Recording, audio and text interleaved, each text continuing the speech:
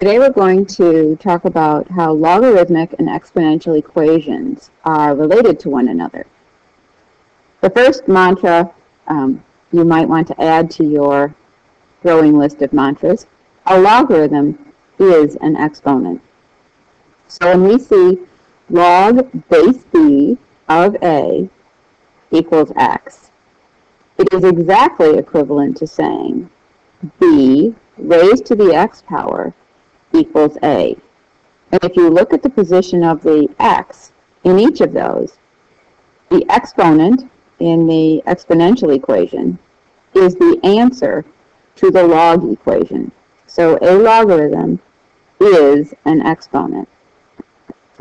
One of the things that you should notice is that when you're converting between logarithmic and exponential equations, the base of the log, base b, is the base of the exponential equation, base b. And some people say that the base stays the base and the other two switch.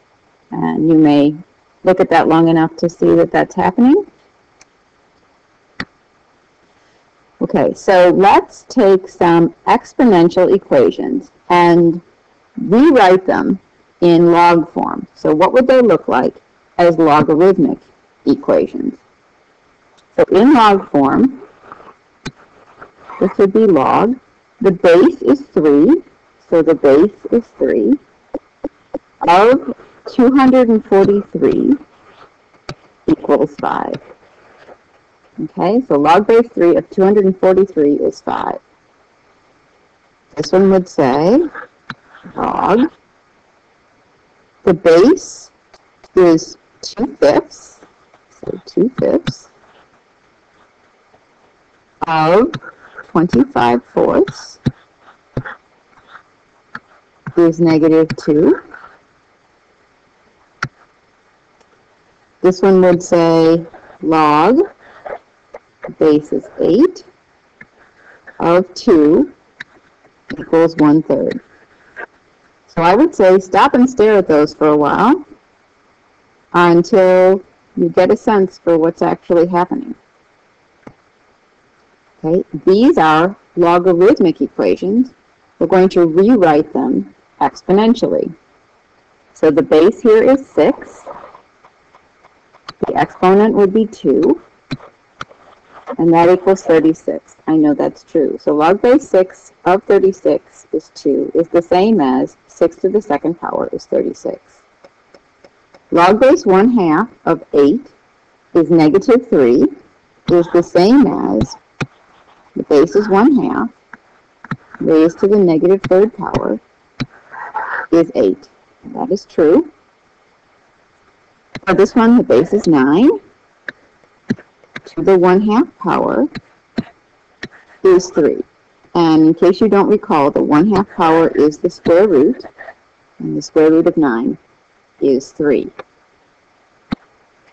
So here we have some problems, some logarithmic expressions, where we need to figure out what they equal.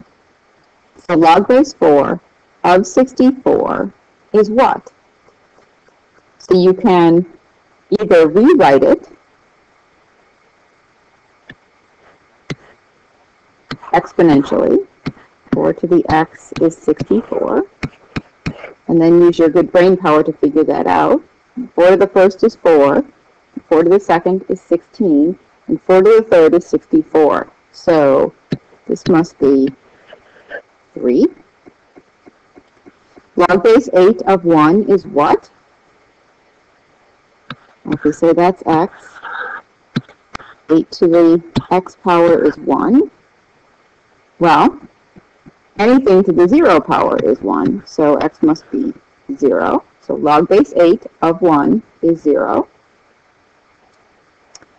Log base 1/3 of 81, what might that be? 1/3 to some power is 81. And here's where those of us who have really good number sense of, experienced number all your life, there's some advantages here. I know that x has to be negative because 81 would be on the top. 3 to the 4th is 81. So this must be 1/3 to the negative 4th. Okay. Log base 7 of 7 to the 5th. This would say 7 to some power is 7 to the 5th. And hopefully your eye is seeing that since 7 is 7, x must be 5. Log base 6 of 6 is something. 6 to some power is 6. That power must be a 1. Log base 125 of 25. This is a real cool problem-solving opportunity.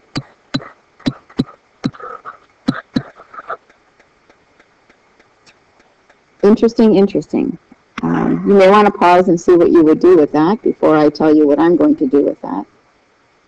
In not knowing what's going on here, I might go to a base they have in common. So 25 is 5 squared, and 125 is 5 cubed. So we're saying 5 to the 3x, right? Power of a power we multiplied is 5 squared. And then similar to this look, where if the bases are the same, the exponents must be the same.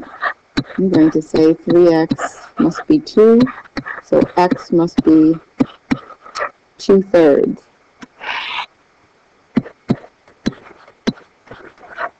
I could have done the same thing with this problem here and said a common base for both of these would be 3. So 81 is 3 to the 4th. And 1/3 is 3 to the negative 1st. So to the negative 1x. And then I would have had negative x equals 4. So x must be negative 4. Okay? So give it a try.